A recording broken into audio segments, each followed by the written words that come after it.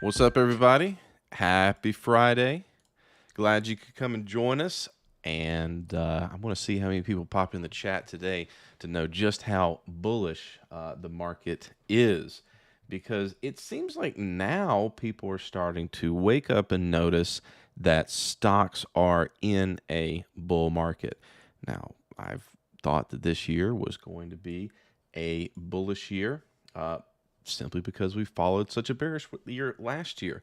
And I've been trying to keep people updated on opportunities on Discord, Twitter, TradingView, that kind of thing, when I see opportunity. And one of the things that happened this week was we had a good friend of mine that's on my Discord came back and asked me, as he has for the last 3 years now, when's a good time to buy Tesla? And I did my best weeks ago, several weeks ago, when Tesla got to the key 160 level. 160 was important on Tesla because, do a little history lesson here. You had this big January AI hype fueled run that started January 6th all the way up to February 16th. And then it finally pulled back to a level I had marked off for weeks and weeks and weeks. Now, it wasn't just that I was looking at this level in particular for the year of 2023. I'd really been waiting for a good opportunity to get Tesla cheap all the way back in 2020. I played it back in 2020, 2021, just like everyone else was during that time. But to actually buy shares, I wanted to get them at a discount. And so finally, after this little rally, which got a lot of people shorting Tesla, I think I saw the news that almost Tesla short sellers, the shares sold short on Tesla is at a negative $6 billion. Why people bet against Elon anymore, I don't know. But everything's just been good news. This week, they announced that GM and Ford are now partnering with Tesla. Owners of those EV can now use the Tesla superchargers. Makes abundant sense. Years ago, I remember Elon tried to make his charging technology open source to get everyone on a standard. You know how you have a nozzle for gasoline that's always the same size. Well, what if you went to a gas station and you had to get a nozzle of a different size and caliber for every single car? That would make no sense. And so, being forward thinking, he tried to get everyone on it. Most dealers rejected it. BMW, Mercedes, a little too highbrow about it. Anyway, Ford and GM are getting on that standard. And so that was just another good news this week to add to this bullish run that came off this level.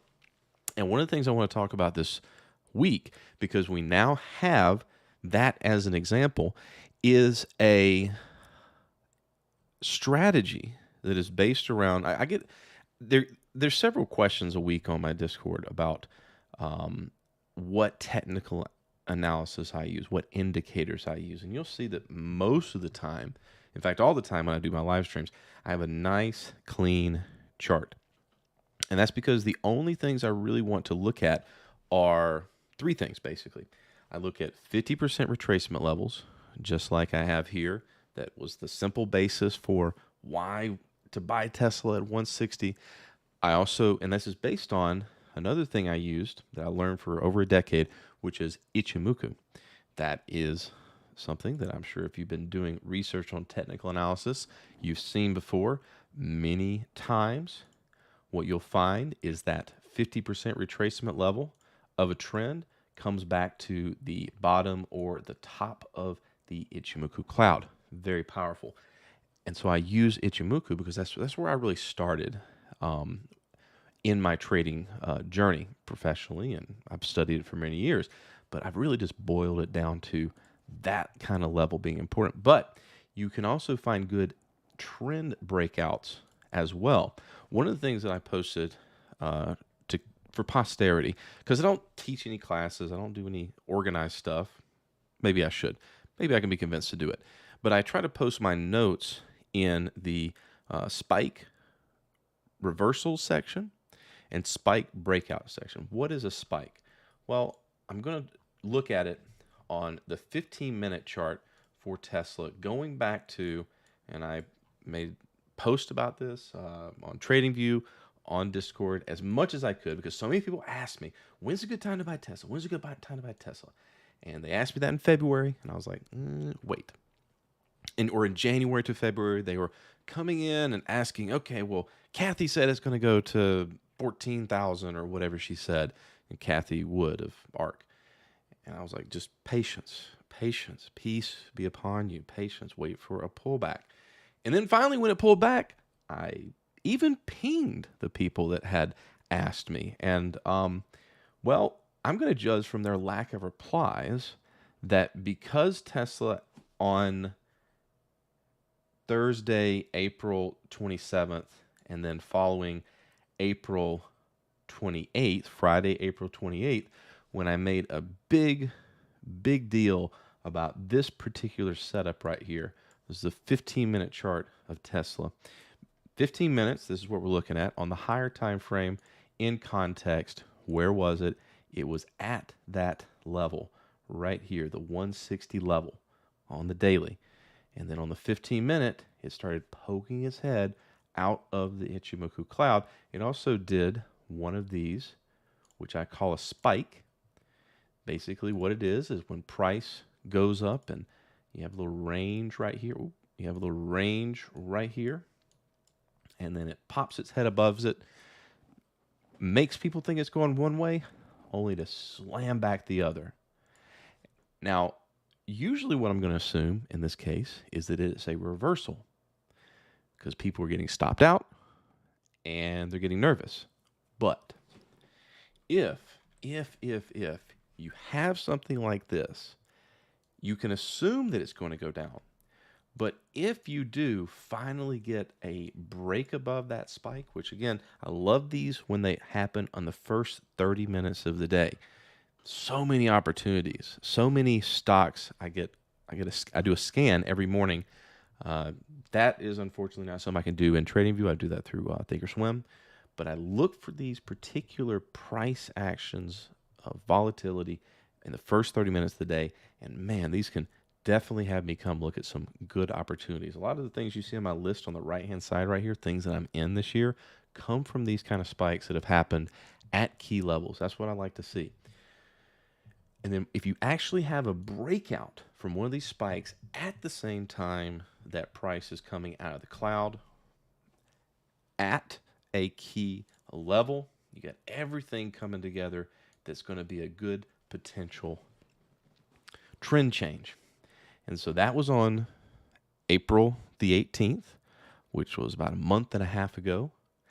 And, well, the rest, as they say, is history as we let this play out through the month of May as Tesla continued rising off that major level.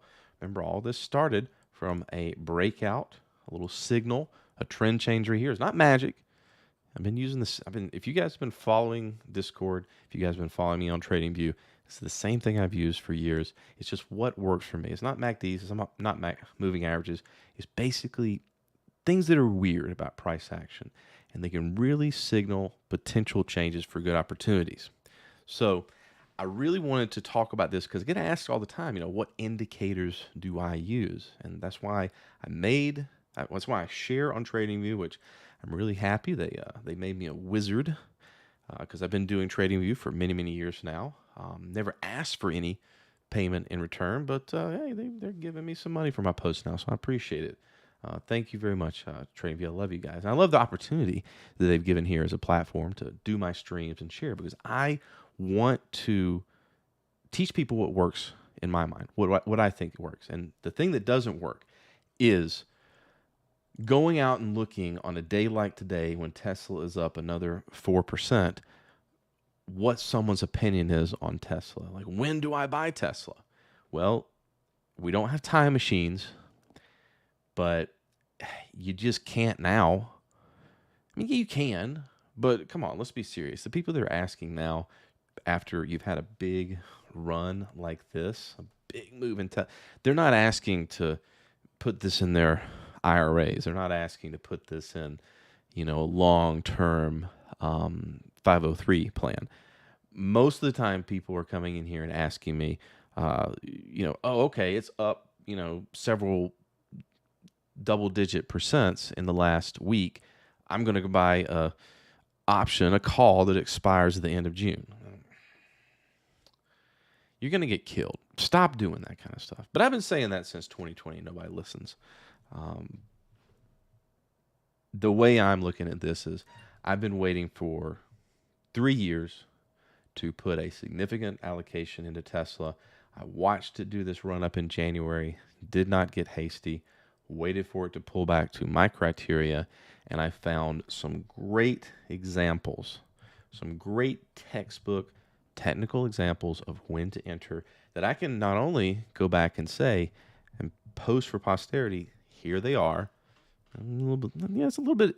There's some ego invested in there, but it really, you got to understand, it's not to make myself feel better. It's because I get really tired of people that post about things after they've happened, and then like, well, this is what I did, or back then. So why didn't you post it back then? Because that's hard. So what I try to do is be upfront, and I don't delete my losses either, and we all have them in trading. So that's what I want to talk about at the top of the hour here. It also kind of coincides with the fact that I think I'm about to join the cult. I'm about to join the Tesla cult and get one for myself finally. So definitely got Tesla on the brain. It's good to talk about. I am talking about it at a high, and I'm very excited about it. So bear in mind that that is probably the point of maximum elation. And I'm aware of that, as you should be too. So should you buy Tesla? No. Wait for a pullback. Same thing that I've been telling people to do all year. So that's our top of the hour. So like always, if you got symbols that you want to look at, stocks or crypto, I just happen to be focusing more on stocks this year because let's face it, stocks are a lot more interesting this year. They are. And I've been trying to tell my crypto bro friends that they need to diversify into this boomer stuff. This boomer stuff of companies that represent cash flow of corporations that produce goods and services, as opposed to crypto, which is speculative. But we will talk about Bitcoin. Bitcoin did something very interesting this week that we'll talk about in context. I even made a post about it, which made it to the editor's picks. And I'll go through this a little bit during the live stream as well. But yeah, if you got something to look at, I do this for you guys. I want to talk to you. I want to talk about what you guys want to talk about. Give you opinions. You may not like it if I tell you, hey man, this doesn't look like it's going up again for you. But I'm just being honest. I'm trying to help you guys be better traders. So, all right, let me catch up with chat. I got it's got Gig in here, but I prefer the notorious GIG. He's a smart guy. He's going to get his PhD. Maybe he can write me an algorithmic trading bot. We talked about that earlier. Cruise lines. What's up, Teague? So, yeah, we'll talk about some cruise lines. Let's just go down the list. Let's go down the list. What is YKTV Lemon Pepper? What is that? Oh, you need to come to Atlanta. You and Teague would get along pretty good. All right. So let's take a look at. We'll start with. Let me start with Bitcoin too, because and then we'll look at cruise lines and we'll go down the list. So Bitcoin did something interesting this week that I made a post about, and what I tried to do with my emojis right here was illustrate. Let's see if I can zoom this in a little bit. Can I zoom it in? Okay. Well, hopefully you guys can see it. So basically, I'll redo it. We'll just do it in the order in which it happened this year. So back in January, actually, let's go back to November. So back in November, you had the collapse of FTX.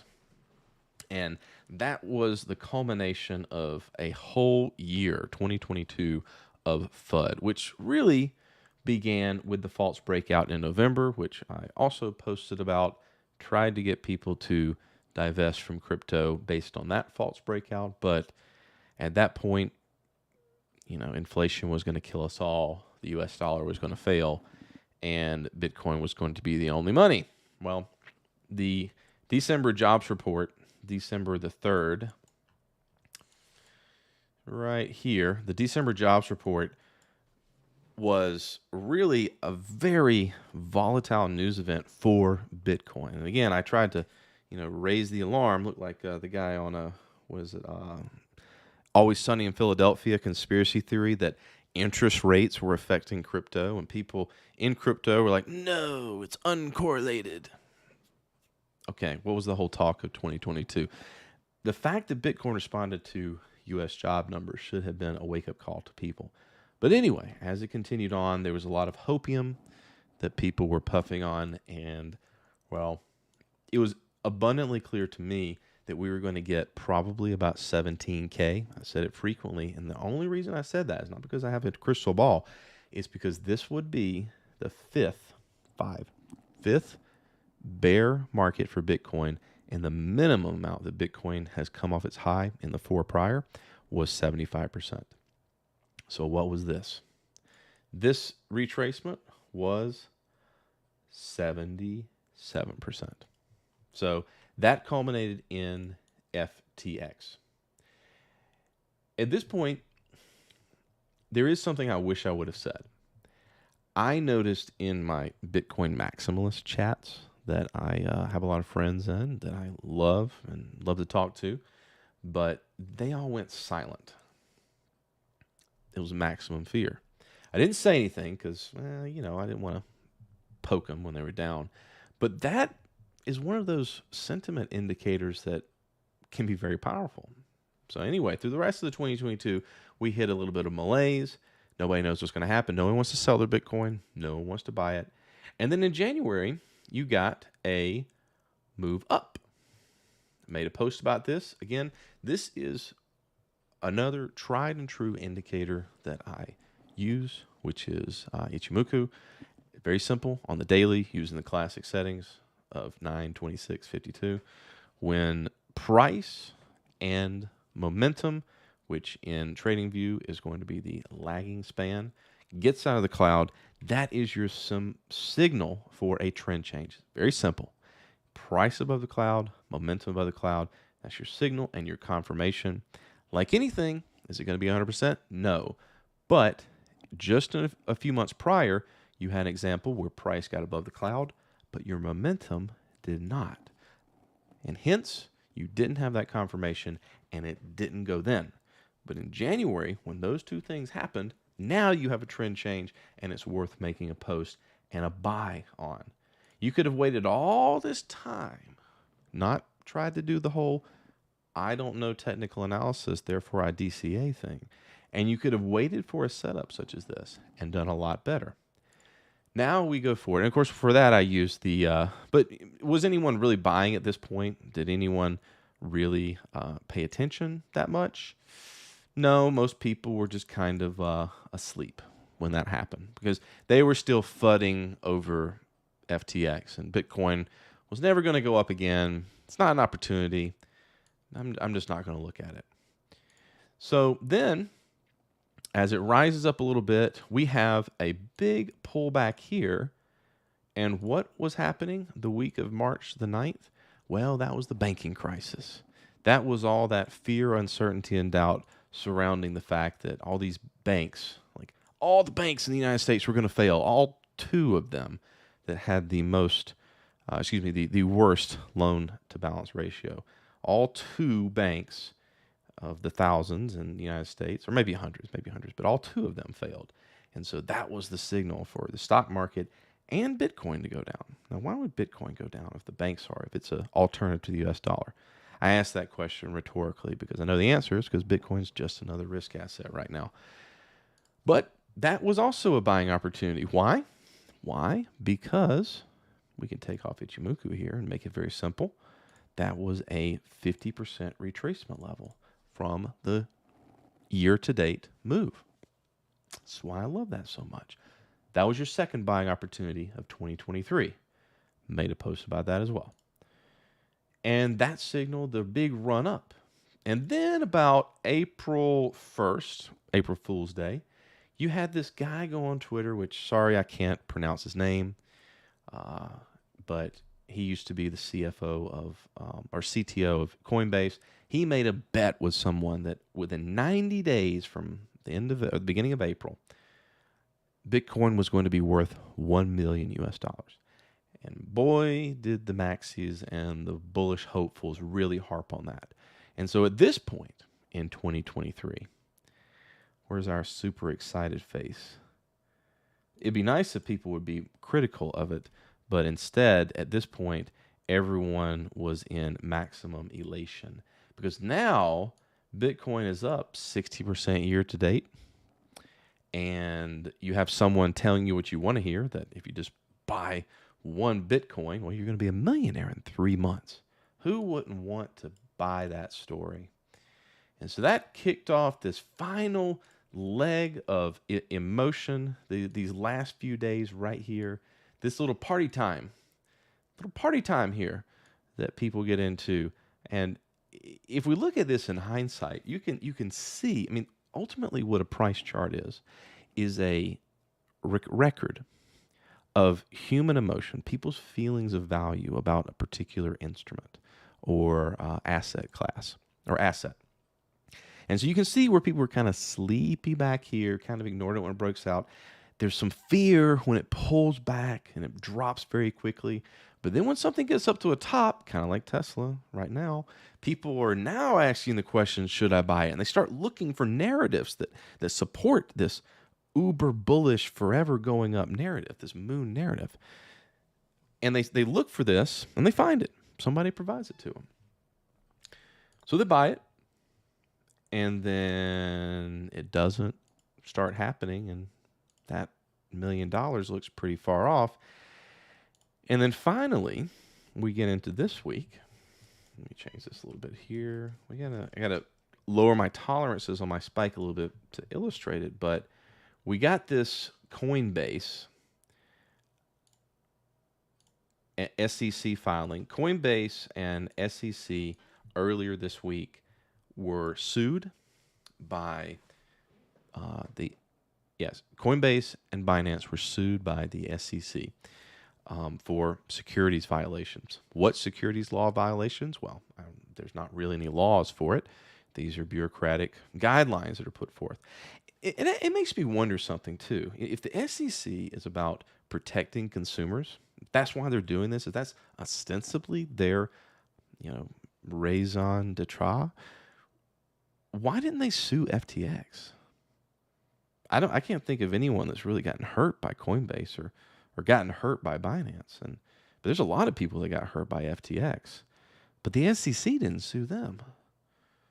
Wow. It's almost like the SEC doesn't really do anything to help anybody. It just comes in after the fact and just charges people.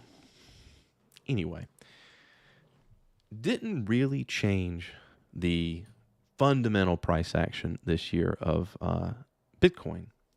So that news may give a little drop, but it's really in line with what I've been talking about every live stream for basically the past month, basically since this little high here in the middle of April. And that is me looking for another final buying opportunity potential off of this March to April move of 50% retracement at 25280 on Bitcoin. Now, it just missed that by about $51. But this is a key level, both in terms of 50%, and it's also the highs from the first initial leg up. So this has been a key level. But notice when I've added my little spike indicator there, because what happened was, in this week's price action, you had a little bit of a auction zone that's set up right in here. And then Monday and Tuesday, when all this news was happening, you get that little bit of a spike down to create this little dip, which has gotten bought up, but not very strongly.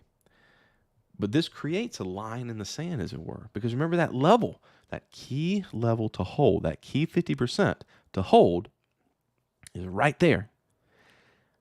Below this week's low, that is going to be a capitulation. It's identified to us where the low should be and hold. It should hold this low. If it does not, at that point, if you were watching earlier in the stream, as I showed the Tesla example, different time frame, different instrument, same pattern. You have this bullish trend on Bitcoin, which has so far gotten above the cloud, held the cloud, and has held it up until this point. It has to hold here. Has to hold. Because if it does not, at this point, if price comes down, not only does it trigger my strategy for a spike breakout, in other words, when it breaks the spike's low, that will also get our momentum on the other side of the cloud. It will turn it bearish. It's also going to be breaking this 50% retracement level. If this happens at this point, if we get down to, let's say, 24K Bitcoin, that's it for the year. That's the bullish move that we got.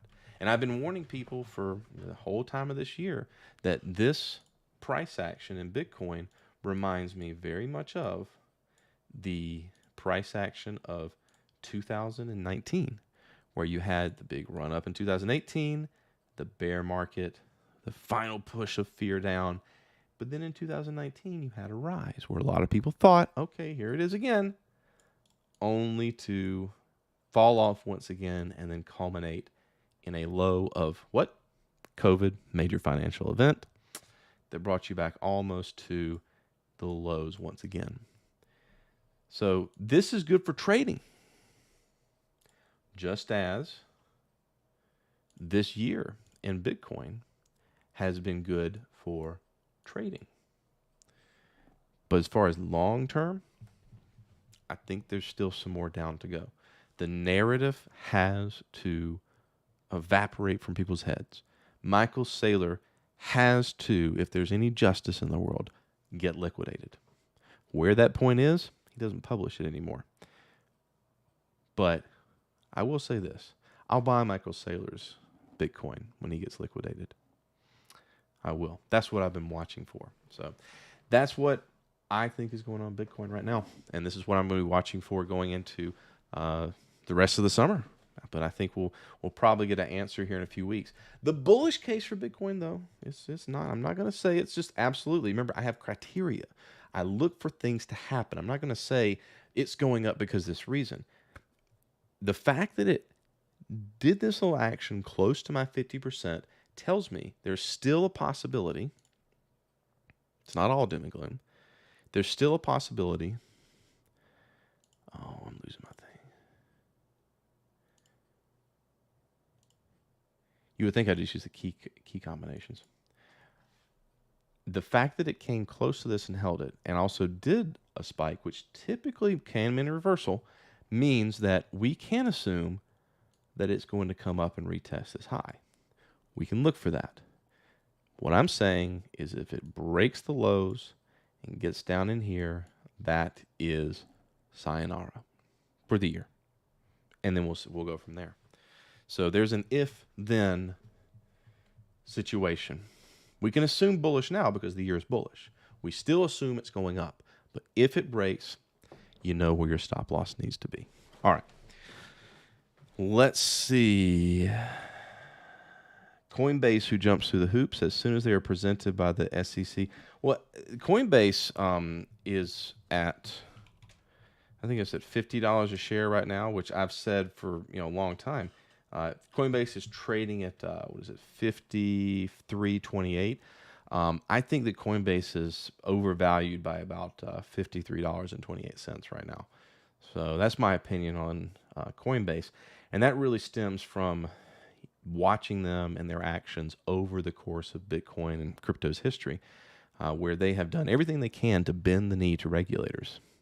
It's just amazing to me that people have this opinion where they want to do well with regulations in a monetary system they're trying to create that is supposed to correct the issues of government and regulation. It's just kind of a cognitive dissonance I've never understood in all the decade plus I've been watching Bitcoin. That's one of the reasons I'm not that interested in the way that crypto has gone, especially now with the SEC trying actively and other regulators trying to close the on-ramps to cryptocurrency. Back when Bitcoin came out, there was no Venmo, there was no Zelle. The idea of an internet payment processor for remittances or buying stuff online was actually a pretty cool and new idea. The fact that it was outside of government and corporate control was a massive bonus. It was in the white paper. The reason that Satoshi made it was because of all the money printing in 2008. But in that time, normies have got a hold of it and have brought their ideas to it that somehow they're going to be protected by regulation. But as I said, the SEC didn't sue FTX. No one was protected. It's all just about putting it under control. So, all right. Again, plug, I have a Discord community. Come join it. That's where I post these, like Tesla, when they happen. I don't charge for it. I just want to have people give back to the community with their own ideas. And I answer every question that's on there. I owe someone, a good friend of mine, talk about cruise lines. I think RCL, Royal Caribbean, was the key, which is objectively the better stock to be in. Myself, I am in a much more inferior but still bullish setup in Norwegian Cruise Line. This is one that I got into in March. The reason I got into it was because on my morning scans, I had, let me clean this up a little bit. One of the reasons I believe in fewer indicators, especially when I'm teaching and I'm talking about stuff, I want to have as little distraction as possible so I can draw your eyes to what I'm seeing and why I'm talking about it. So the reason I saw NCLH back in March was, this is how my thought process goes. I got an alert on a spike on, again, the opening spike, 9:30 to 10 a.m., that 30-minute opening spike on March the 20th. Yes. And that made me come and look at it. Now, what I saw when I looked at the higher time frame in context was that NCLH, if you look over the long term, you, of course, had the pandemic drop, which came back up to this, what is that? A 50% level of the entire drop. That's why 50% are so powerful. Go check it out for yourself. By the way, people ask us all the time, how do I make that little thing work that way? You go on the Fibonacci tool in TradingView, the fib retracement, and I just go through and I uncheck all the not 0.5s. I have studied Elliott Wave. I've studied Fibonacci's, and I prefer simplicity. I do plenty. I make plenty of money just off of 50% that I don't need to look at two more levels to find opportunity. It just confuses me. Pick one. In my case, I picked 50%. But that was the bearish setup on cruise lines. But since then, down they go. And then if you recall, in context, I saw that you had highs going lower. It's not something that I call textbook. It's not something that I just look for in isolation. But hey, I've got a lower time frame setup, a low risk setup. This thing has a divergence. Divergence meaning that the lows are going higher.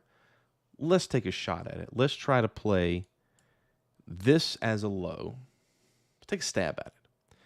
And what am I going to use as a target? That's right, 50%.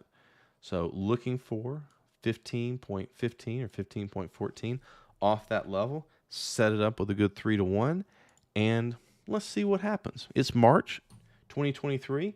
People still think that a recession is coming. Oh, where's that recession? So this is my particular pick in cruise lines, but Royal Caribbean, as my friend is in, he's making a whole lot more money because while that March, he also had a dip. Much better returns on Royal Caribbeans, but I do what I can. Now, what are we doing? Well, from a technical standpoint, Royal Caribbean is coming up to the highs. 100 is going to be a key psychological level, but you know what? If you got this stock with the plans that people are going to start taking cruise lines again and cruise are going to make money again, you're thinking about it in a long-term investment perspective. Do not get in the habit, and I saw this happen a lot when I've started talking to younger or newer. You don't have to be young. You can be a 60-year-old boomer that's just getting into trading.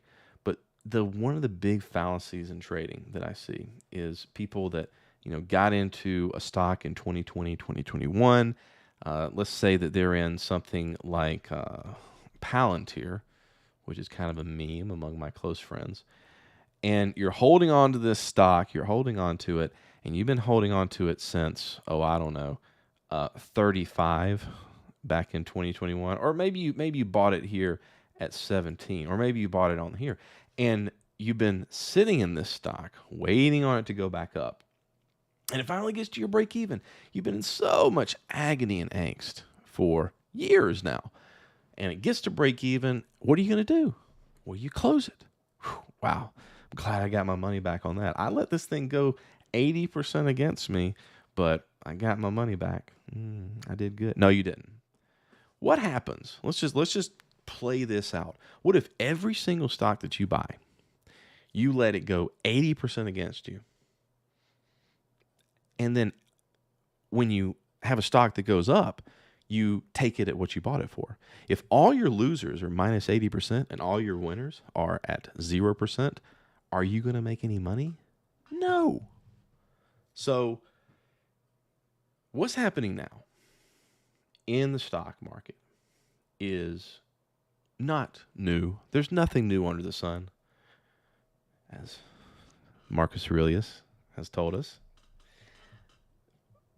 What you need to understand is that we are living in a post-bear period of the market. That was following the most bullish time of the market. 2021 was the most bullish year by certain metrics. Every single month had a new all-time high. Never happened before. Probably never happen again. In 125 years, I researched it. 2021 was the most bullish year. Every month made a new all-time high on the stock market. When you have a year like that, what are you going to have? You're going to have a bearish, you're going to have a pullback, and that's what we had in 2022. It really stokes those concerns about recessions and fears such as that. But let me find something real quick that I sent to my friend. And I think this really illustrates it pretty well. I was listening to here we go. I was listening to a history documentary. I like history. We can learn a lot from history. And this was about the year 535, 536 AD. We had 2 years, basically almost a decade, 2 to 4 years, half a decade of very little solar cover. Crops failed, and no one at the time knew what it was. They thought it was God's wrath. It was actually a volcano, by the way. But when I read this, and what can we learn what can we learn about markets from someone that lived 1,500 years ago? Well, John of Ephesus wrote this. There was a sign from the sun, the like of which had never been seen or reported before. The sun became dark, and its darkness lasted for 18 months. Each day shone for about 4 hours, and still this light was but a feeble shadow. Here's the key point. Everyone declared that the sun would never recover its full light again. Everyone declared that the sun would never come out again because they had 18 months of, dust in the atmosphere. This is people for you. We have 9 months from January till October of a bear market, and everyone declares that we'll never have a bull market again. This is after the most bullish year that I've ever seen. And so the idea that people are surprised that the market would go up this year, if they're surprised, it's because they're watching too much CNBC, which is just constantly reinforcing the fear. Because you know why? If CNBC makes a little clip about Experts say market's going to go down 20 more percent. Find out after the commercial break. Why? People sit around and listen. When people post things on Twitter about how the stock market or real estate is going to crash, people share it. Same thing if they say that Bitcoin's going to go to 1 million, they share it. There are certain biases that people look for, but they're not necessarily correct. And so what are we doing this year? We're just kind of slowly creeping up.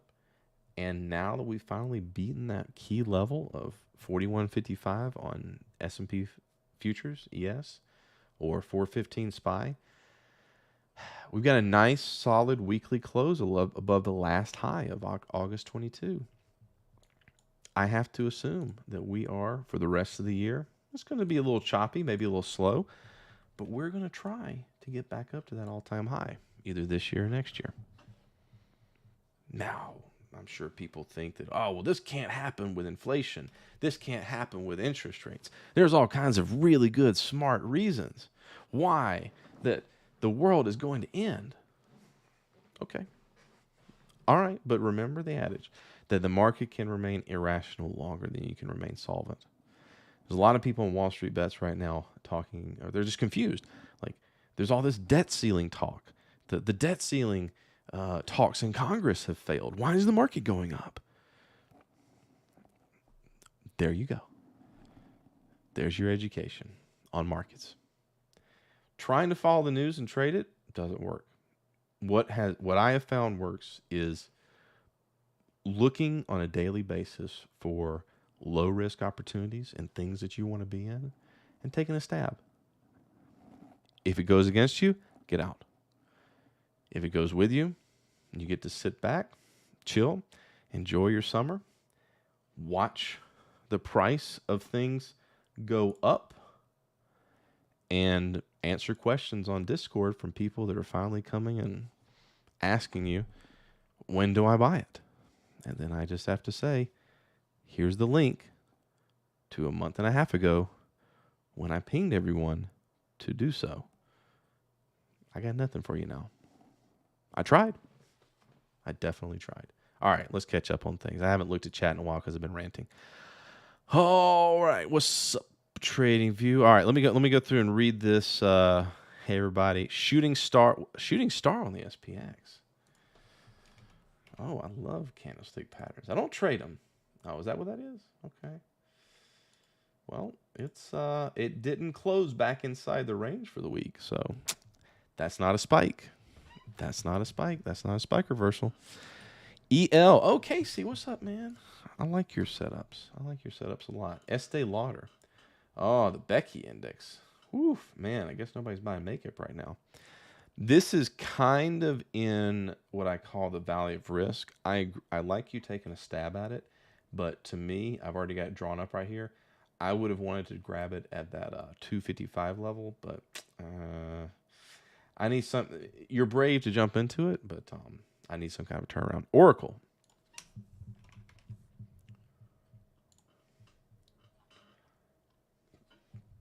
Bullish. Taking another breakout on that. Okay. All right. SEC is protecting us, blocking our money. Yeah, it's protecting us from putting our money into things that might actually make money. Yeah. Dash. Is that DoorDash? DoorDash. Okay, so this is something that I kind of like. You've already had price start breaking above the cloud here, but it's kind of sitting around. You know, I would really want to see it get above the weekly, but that could take a while. But this, you're getting into a little bit early with the daily. As long as it holds the cloud here on the daily, you do have a bullish trend, albeit slow, on DoorDash. So it's good for that. All right. Let's see. If you got questions on things to look at, just go ahead and post it in the chat. Let's go through a few of the things I have on my list here and do a market update on things. So NASDAQ, of course, is, let's see what it did this week. We had a little dip here on Wednesday, but Friday, we closed the week very strong, very strong. And I do need to do a little update, don't I, on sector rotation. because this has been one of my most popular videos, and it's going to tell us probably what we already know. A little recap for sector rotation theory. Sector rotation theory basically tells us that we can identify where we are in the business and market cycle based on what sectors are leading and what you should see happen at a market bottom or the end of a bear market is real estate and financials. Then to lead us out of that market bottom and into a bull market, you'll see technology, discretionary, and commercial service or communication services. That is the theory. So if we look at basically year to date, which is that'd be about, let's try 100 days. So the 18th of January, that works. From the beginning of the year till now, those three have been the leaders of the market. And so we've come off of a market bottom, which was in October, and it makes sense that for the year we've been led by these. Now, when would we expect, if this theory plays out, for the market to actually start to roll over? Well, that's when we start to see industrials and materials start to lead the market. That's a late bull market. And then again, at the market top, we'll typically see energy lead. That's been really consistent. Energy tends to really outperform at the top of the market. And it happened, in the last few years too. So this fits in line with sector rotation theory, what we have going on this year. Could we have predicted this? Maybe. We go down to 50 days and we drop this back to maybe, let's go to March or April. Let's go to April 1st. So basically the first, March. In the first 3 months of the year, from January to March, we had discretionary, communication services, and technology leading the market, which could have told us, despite all the CNBC narratives and all the Jim Cramers out there, that these three sectors are leading. This implies that the market is in an upswing from just the first 3 months of the year, from January 5th until March the 17th. And that's where we sit right now, in sector rotation. And so I don't think we're at a top. I don't think it's too late to contribute. I think that what a lot of people should have done was been content, not touching their long-term stocks. I mean, that's what any financial advisor will tell you. People ask me now, should I be taking profits into this move? Because there's a lot of people that are still recession, bear market, but they're always going to say that, guys. Every damn day they're going to come out with something about how the market's going to crash. Just keep squirreling away in your retirement.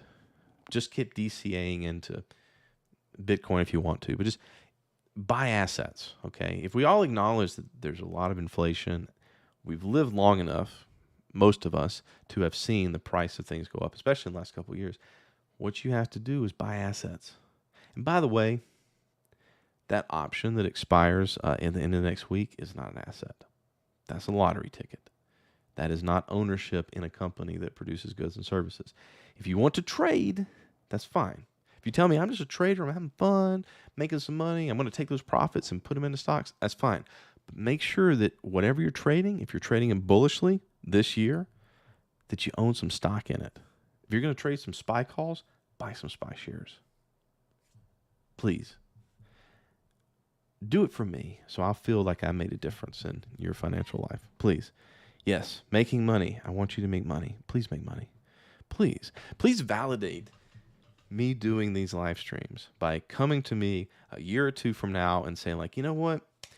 Every week I was buying some 0-day calls and I was losing money, but I finally just decided to, buy some MetLife, some boring, not NVIDIA company. I saw you, Norak, on a live stream back 2 weeks ago. I saw you, Norak, in the middle of May talk about buying MetLife when it was at $50 because it was at a 50% retracement level. It just sounded kind of cute, 50% retracement level at 50. And wow, like I'm getting a small but decent dividend, and this stock has now gotten back up to about $76. It's not much. It's only a 50% increase, but I made money. Thank you very much. I'm going to keep this in my IRA, and also I spent a lot of money shopping at Kroger, and this stock is really volatile and sometimes doesn't go anywhere, but I'm going to keep on shopping there, so I better own that as well. Activision Blizzard, well, those damn regulators kind of ruined options, but you know what?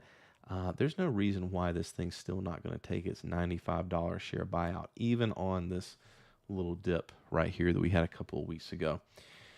Home Depot, man, I do a lot of shopping at Home Depot, and I saw your post about how it dipped on earnings to $280, and man, it still kept on holding that level. I'm glad that I bought shares of that, because every weekend I go to Home Depot, and I don't know why I didn't think to buy it. Now Home Depot's at about $400, and it's the year 2024 or 20 something, 25. I'm really glad that you did that. Truist Financial Corporation, TFC, man, this thing back around $28.70 was paying 7% dividend yield. A lot of people told me that was worthless because inflation was 12%. But man, I'm glad that I've been earning 7% of my money, especially now that this thing has come back up to about $46 over the last year. And Tesla. Well, it's pretty obvious that self-driving cars were the future many years ago, because I was tired of driving. And, every time that, somebody was texting on their phone and they crashed and killed somebody, it should have been obvious to us that computers could do it better. The other day, I fell asleep while my Tesla was driving me, and cop, pulled me over, had to turn on his lights and his siren. I rolled down the window, and he said, "Sir, I just wanted to thank you for letting the car drive you and making us all safe here. You be on your way." And yeah, I'm glad I live in that future, and I'm glad that you told me that 160 Tesla was the good level to buy it, because it was a 50% retracement earlier in the year, not after it had run up a bunch. And Waste Management, just because when people ask me what kind of trader I am, I tell them I buy stuff that's going up. And they said to me, "Well, would you buy garbage if it was growing up?" And I said, "Why, yes, I own Waste Management." And so that's what I want you guys to come back and say to me on my Discord. You can ping me on Twitter, but I got a highlight of my week this week. Highlight of my week was that I finally got. Let me pull it up right here. I finally got. Let me see if I can find it on the other chat here.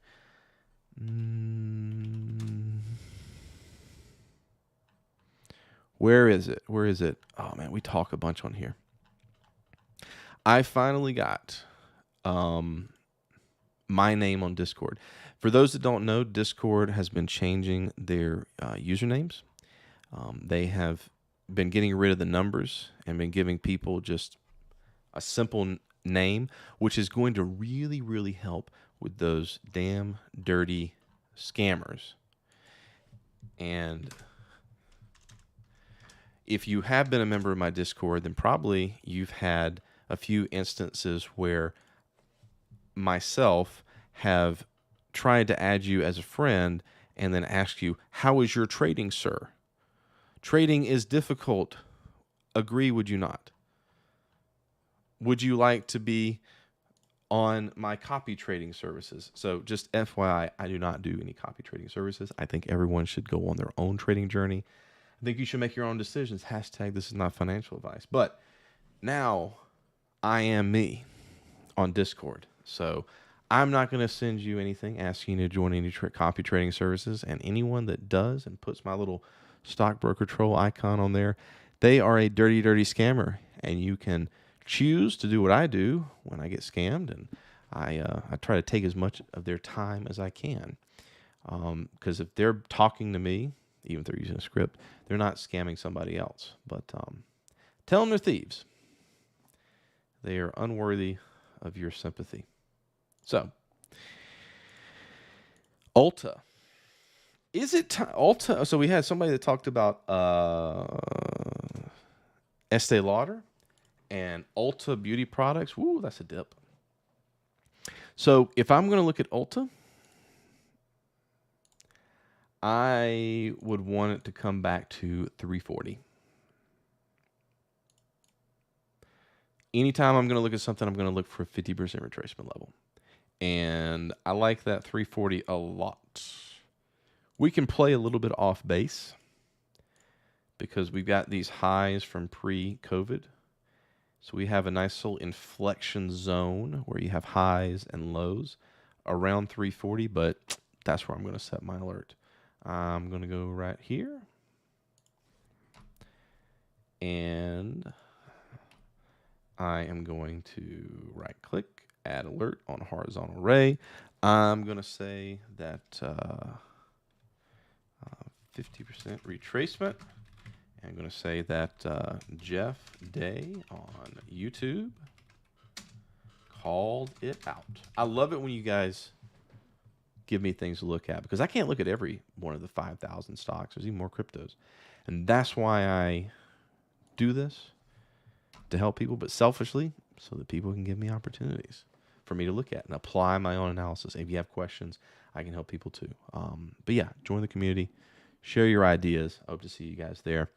I'm going to go enjoy my weekend. I hope you all do the same. Oh, can I compare? Oh, one more thing, Jen. I gotta listen to my manager. Hold on. So Lowe's versus Home Depot. Lowe's is more bullish because it never even pulled back to its level. That being said, Home Depot gave me the opportunity, and if they're going to go up, both of them are going to go up. Yeah, it never even pulled back. Wow, yeah, it never even pulled back to its level. This is one of those examples where someone that wanted to use more Fibonacci levels would have been like, oh, you should have bought it at the 38.2%, bro. I was like, okay. I mean, no, I'm gonna look 50% because, like I said, even though this didn't pull back to the 50%, it makes me consistently look for that. And then what I can do is I can just wait until I do find an example of something that hit the 50%, whether it's Home Depot or whether it's Tesla. Very simple. Very simple. All right. Maybe next week we'll talk about the Becky portfolio. For those that don't know, Becky is a ETF portfolio that invests in things that white women buy. But it has not been performing well in the recent downturn. So what goes up must come down, and that applies not only in gravity, but also in stocks. But I'm going to keep trying to help you guys build from good opportunities. Have a good weekend. Thanks for joining me this week. We'll see you next week. Trade wisely.